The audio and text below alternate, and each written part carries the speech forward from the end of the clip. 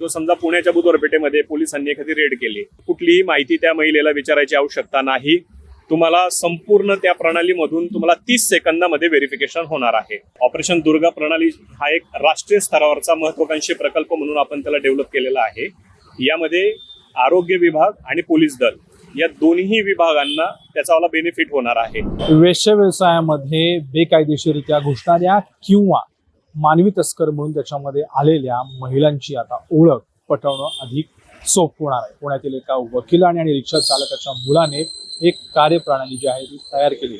AIचा वापर करून software operation Durga या नावाने एक सॉफ्टवेअर तयार केलंय.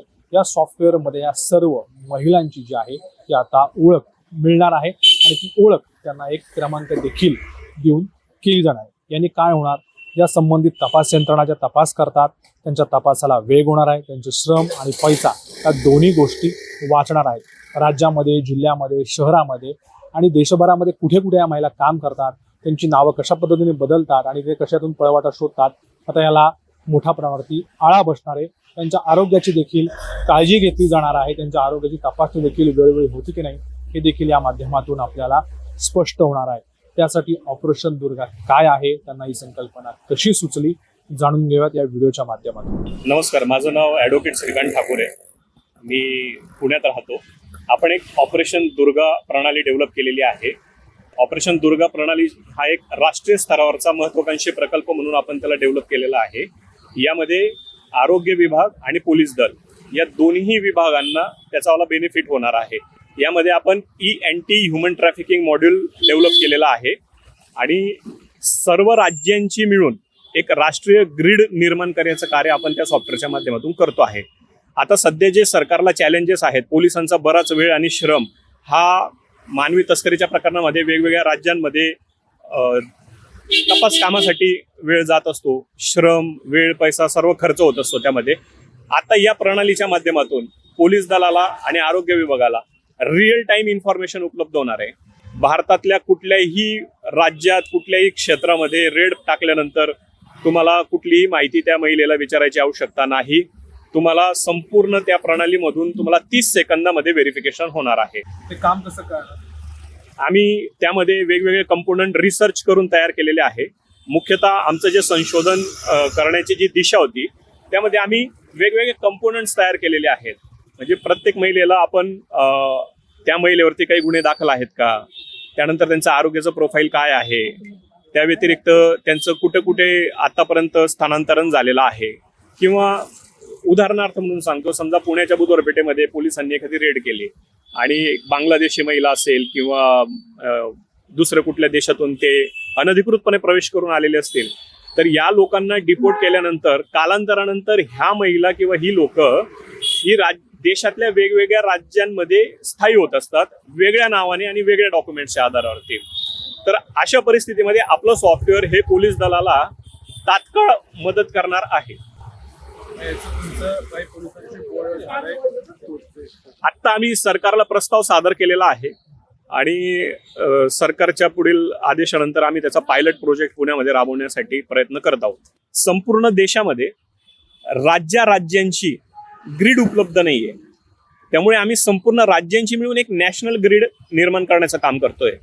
आज महाराष्ट्र राज्य एड्स नियंत्रण संस्था असेल आणि त्यांचं जे कामकाज चालतं राष्ट्रीय एड्स नियंत्रण संस्था यांचं, तर या महिलांना स्वतंत्र कोड दिले जातात. यामुळे महिला अनेक वेळा पुन्हा रेकॉर्डवर येतात आणि हा अहवाल देखील नॅकोने त्यांच्या 2024-25च्या अहवालामध्ये मेन्शन केलेला आहे. त्यावरती उपाय म्हणून आपण एक नॅशनल लेवलला युनिक कोड जनरेट करतो आहोत आणि संपूर्ण माहिती त्या युनिक कोडच्या आधारावरच पुढे जाणार आहे. त्यामुळे अँटी ह्युमन ट्रॅफिकिंग आणि आरोग्य विभाग या दोन्ही विभागांना, पोलीस दलाला आणि आरोग्य विभागाला या सॉफ्टवेअरचा उपयोग होणार आहे. India's first AI powered national grid connecting every state to transport healthcare system for women in red light area and answer to trafficking and national security. आपण हे त्याच्यामध्ये सगळे कंटेंट घेत आहोत. सध्याचे जे प्रॉब्लेम्स आहेत त्याच्यामध्ये आयडेंटिफिकेशन चॅलेंज आहेत, नॅशनल सिक्युरिटी थ्रेट आहे, हेल्थ केअरचं रिहॅबिलिटेशनचे प्रॉब्लेम आहेत, डेटा फ्रॅगमेंटेशन आहे, केंद्राचे आणि सरकारी राज्यांचे वेगवेगळे डेटाबेस आहे. त्यामुळे इंटिग्रेटेड इन्व्हेस्टिगेशनची अडचण निर्माण होते. हे संपूर्ण लेअर आहेत त्याच्यामध्ये AI टेक्नॉलॉजीचे. आणि मेन कंपोनंट जो असणार आहे त्याच्यामध्ये एक युनिक आयडी असणार आहे, बायोमेट्रिक हॅशेस आहे, पर्सनल इन्फॉर्मेशन असेल, medical profile, mental health, legal history, rehabilitation progress, त्यांचा रेस्क्यू केलेल्याचा डाटा, त्याच्यानंतर HRG registration, form B, advocacy activity, crisis management, या संपूर्ण सिस्टीम आर्टिफिशियल इंटेलिजन्सला आपण कनेक्ट केलेल्या आहे आणि अशा पद्धतीने आपण संपूर्ण प्रोसेस फॉलो करतो आहोत. आयडेंटिफिकेशन टाइम हा 30 सेकंदाचा असणार आहे. त्याच्यानंतर कुठल्याही तुम्हाला कागदपत्रांची आवश्यकता भासणार नाही पोलिसांना. प्रत्येक व्हेरिफिकेशनच्या वेळेस तिची जी नोंद होणार ती रिअल टाइम होणार आणि कायमस्वरूपी नोंद होणार की कुठल्या पोलीस स्टेशनमध्ये कोणी त्याच्यावाली व्हेरिफिकेशन केलं, ही संपूर्ण माहिती त्याच्यामध्ये रेकॉर्ड केली जाणार. पोलिसांनी रेड केली, रेस्क्यू केल्यानंतरची संपूर्ण प्रक्रिया असणार आहे. त्याच्यानंतर तिचं मॅच झाल्यानंतर एक्झिस्टंट प्रोफाईल ओपन होणार, मॅच नाही झालं तर नवीन कोडसह तिचं एक नवीन कार्ड तयार होणार.